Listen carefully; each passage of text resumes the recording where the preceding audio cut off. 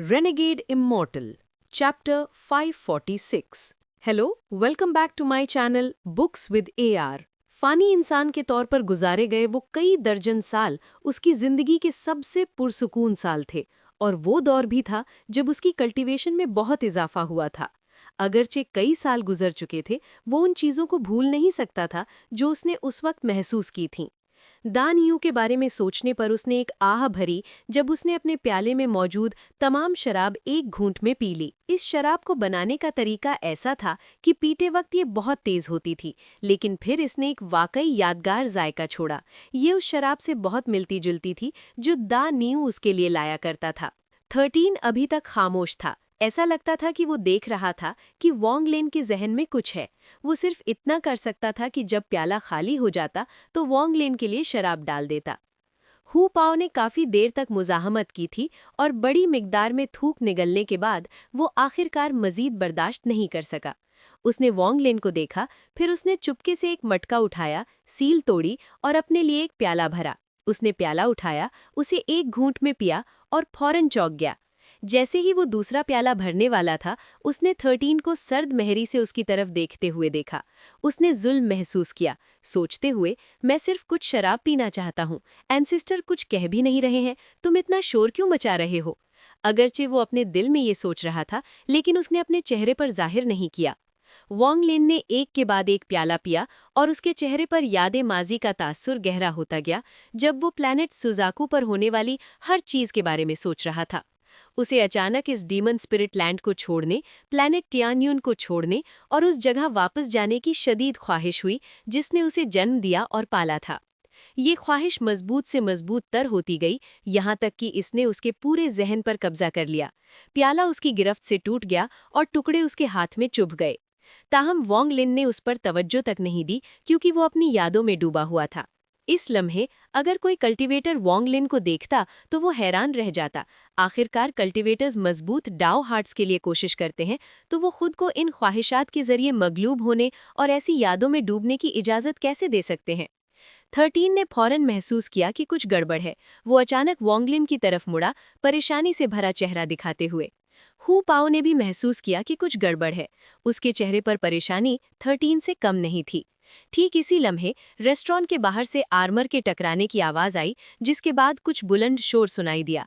जल्द ही 7 या 8 आर्मर वाले लोग, जिन्होंने ब्लैक आर्मर पहना हुआ था, रेस्टोरेंट में दाखिल हुए।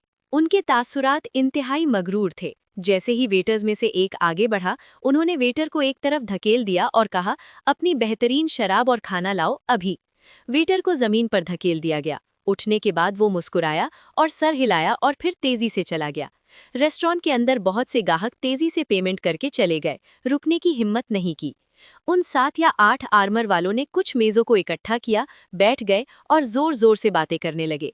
उन लोगों में एक शख्स लीडर की जगह पर बैठा था, जो तकरीबन 30 साल का था। उसका चेहरा उदास था और वो एक दबाव डालने वाला ऑरा छोड़ रहा था।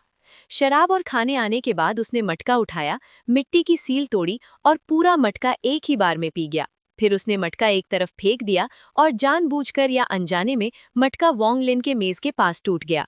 13 की आंखें संजीदा हो गईं जब वो उन्हें देखने के लिए मुड़ा। फिर उसने एक गहरी सांस ली और आहिस्ता से अपना सर वापस घुमा लिया। वो खामोश रहा।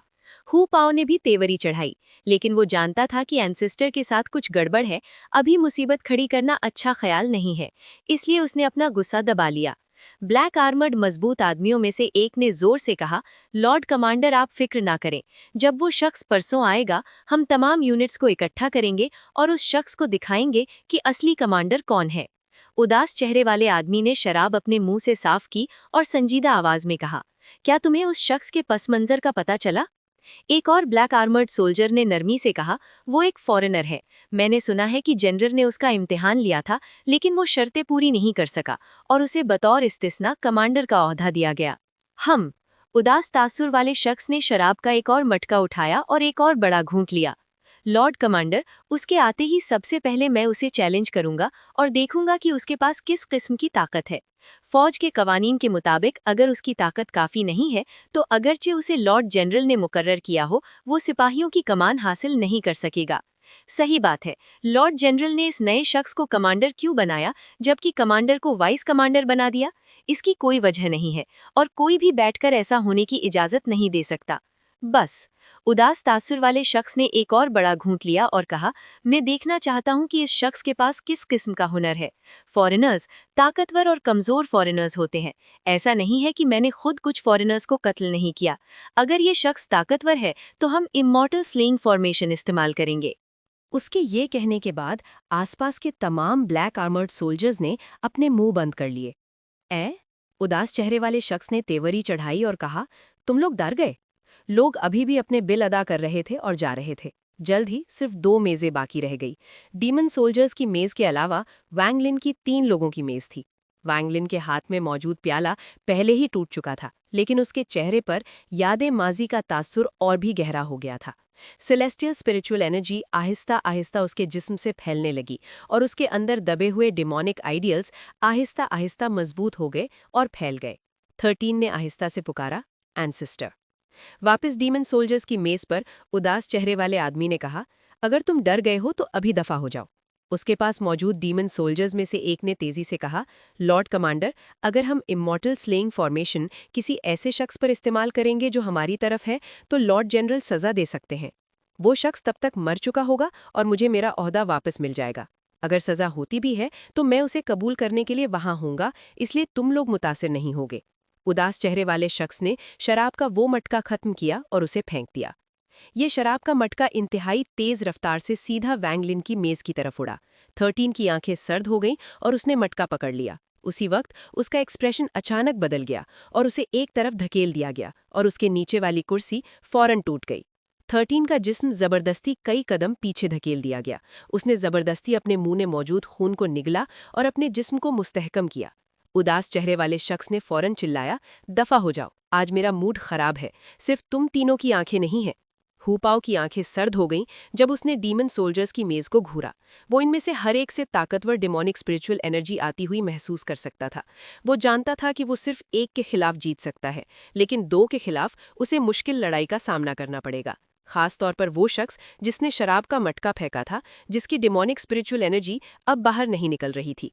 जब हुपाओ की नज़रें उसकी नज़रों से मिली तो उसने फौरन अपने दिल में दर्द महसूस किया और तेजी से अपनी नज़र हटा ली। 13 ने एक गहरी सांस ली, फिर उसने शराब का मटका नीचे रखा, वैंगलिन के पास गया और आहिस्ता से कहा, एंसेस्टर। वैंगलिन ने जैसे कुछ भी महसूस नहीं किया क्योंकि वो बेहरकत बैठा रहा। जब उदास चेहरे वाला शख्स पहली बार रेस्टोरेंट में दाखिल हुआ तो उसने वैंगलिन को देखा और वैंगलिन को बहुत अजीब पाया। ऐसा लगता था जैसे इस शख्स के जिस्म के अंदर 2 किस्म की ताकतें मौत की लड़ाई लड़ रही हों। पहले शराब के मटके का मकसद वैंगलिन को जांचना था। इन 2 शराब के मटकों का मतलब वाज़ेह था। जब डीमन सोल्जर्स ने देखा कि वैंगलिन का 3 लोगों का ग्रुप अभी तक नहीं गया तो उन्हें बहुत बुरा लगा। सिपाहियों में से एक चिल्लाया, तुम मौत को दावत दे रहे हो। इसके साथ ही वो वैंगलिन की तरफ बढ़ा। एक तरफ 13 की आंखें इंतहाई सर्द हो गईं और उसने सीधा एक मुक्का मारा।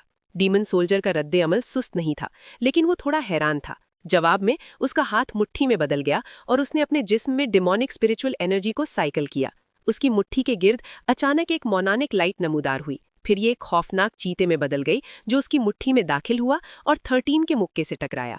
एक दबी हुई आवाज आई जब डीमन सोल्जर ने खून थूका और पीछे उड़ गया, जैसे उसे किसी ताकतवर कुव्वत ने मारा हो। वो एक मेज पर गिरा और उसे मुकम्मल तौर पर तोड़ दिया जब उसके मुंह से खून निकला। 13 को जबरदस्ती कई कदम पीछे धकेल दिया गया और उसके मुंह के कोने से खून निकल आया। वो पहले ही जख्मी था जब उसने शराब का मटका पकड़ा था और अब वो जबरदस्ती अपनी ताकत इस्तेमाल कर रहा था, जिससे उसके जख्म और भी खराब हो गए। इसके अलावा उसका दाया हाथ अब मुकम्मल तौर पर सुन्न हो गया था। उसकी बॉडी रिफाइनिंग मेथड असल में मुकम्मल नहीं थी, इसलिए उसकी कल्टीवेशन करते वक्त उसकी ताकत में कुदरती तौर पर कमी थी। जब हुपाओ ने 13 को हरकत करते हुए देखा तो उसने अपने लिबास में हाथ डाला और दर्जन भर छोटे झंडे निकाल लिए। जैसे ही उसने उन्हें लहराया, एक सर्द चीखती हुई हवा फौरन नमूदार हुई। डीमन सोल्जर्स ने जब अपने एक साथी को जख्मी होते देखा तो वो सब खड़े हो गए, किलिंग इंटेंट से भरे हुए। ये लोग लंबे अरसे से मैदाने जंग में थे और एक बार जब वो अपना किलिंग इंटेंट छोड़ते तो उनकी ताकत कई गुना बढ़ जाती। सिर्फ उदास शख्स अभी भी वहां बिना हिले बैठा रहा। उसकी नजर अभी भी वैंगलिन पर थी। तुम वहशी एंशिएंट डीमन सिटी में मुसीबत खड़ी करने की जुर्रत करते हो? डीमन सोल्जर्स ने तांस किया और फिर खौफनाक चीतों की तरह हमला कर दिया। 6 डीमन सोल्जर्स ने एक साथ हमला किया। जिससे हु पाओ ने कोसना शुरू कर दिया। उसने फौरन सोल फ्लैग्स के अंदर मौजूद सोल फ्रैगमेंट्स को छोड़ दिया और उन्होंने रेस्टोरेंट को भर दिया। 13 का जिस्म सोल फ्रैगमेंट्स में मिल गया और लड़ाई शुरू हो गई। डीमन सोल्जर्स में से एक तेजी से चिल्लाया, डिमोनिक स्पेल्स, भाई जल्दी करो, तोड़कर निकलने के लिए डिमोनिक स्पिरिचुअल एनर्जी का इस्तेमाल करो। 6 डीमन सोल्जर्स इंतहाई माहिर थे, इसलिए उन्होंने अपनी अपनी डिमोनिक स्पिरिचुअल एनर्जी फैला दी। एक पल में बहुत ताकतवर डिमोनिक स्पिरिचुअल एनर्जी की 6 लहरें गुस्से में भरे ड्रैगन्स की तरह बाहर निकलीं। इन 6 लहरों में कम से कम 30 रैंक्स डिमोनिक स्पिरिचुअल एनर्जी थी। रेस्टोरेंट में हरकत करते हुए 6 लहरों ने सोल फ्रैगमेंट्स को पीछे धकेल दिया। 13 का चेहरा इंतहाई जर्द था और हु पाओ ने चुपके से कोसा। उन्होंने एक दूसरे को देखा और दोनों ने दूसरे की आंखों में अज़्म देखा। अगर वो मर भी जाए तो उन्हें एंसेस्टर की हिफाजत को यकीनी बनाना होगा। इस लम्हे हु पाओ को अचानक लगा कि 13 इतना बुरा नहीं था। उदास चेहरे वाले शख्स का एक्सप्रेशन अचानक बदल गया जब वो चिल्लाया, अपनी डिमोनिक स्पिरिचुअल एनर्जी वापस लो, जल्दी। जिस लम्हे वो चिल्लाया, डिमोनिक स्पिरिचुअल एनर्जी की 6 लहरें काबू से बाहर हो गईं। 6 डीमन सोल्जर्स की उलझी हुई नजरों के तहत डिमोनिक स्पिरिचुअल एनर्जी की 6 लहरें वैंग लिन की तरफ बढ़ीं और उसकी पेशानी में दाखिल हो गईं। इस लम्हे वैंग लिन की आंखों में याद माजी का तासुर गायब हो गया। फिर उसने एक लंबी सांस ली और उसकी आंखों में वजाहत वापस आ गई। कितनी ताकतवर डिमोनिक आइडियल है, वैंग लिन की आंखों में हैरानी की झलक दिखाई दी। उम्मीद है आपको ये वीडियो पसंद आई होगी। अगर आपको ये पसंद आई है तो प्लीज चैनल को सब्सक्राइब करें, इस वीडियो को लाइक करें और अपने दोस्तों के साथ शेयर करें। अगले वीडियो तक के लिए अल्लाह हाफिज।